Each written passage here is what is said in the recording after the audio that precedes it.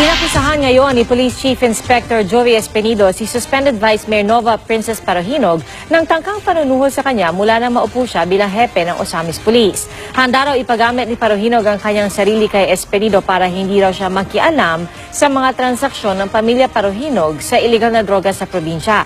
Sinuhulan din daw siya ng pera, sasakyan at bahay ni Mayor Reynaldo Sr. at Ricardo Parohinog. Ayon pa kay Espenido, ganito raw ang ginagawa ng mga Parohinog sa mga nauupong hepe ng Osamis Police.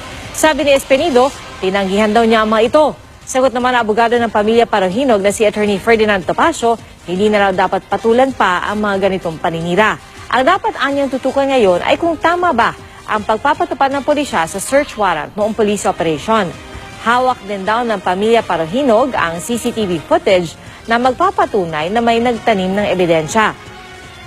Sa video, makikita ang isang pulis na pinupunas-punasan ang hawak niyang baril habang may nakasukbit pang isang baril sa kanyang tagiliran. At makikita rin ang dalawang pulis na nag-aabutan ng baril. Muli namang nanindigan ng Osamis Police na hindi sila nagtanim ng ebidensya sa naturang raid.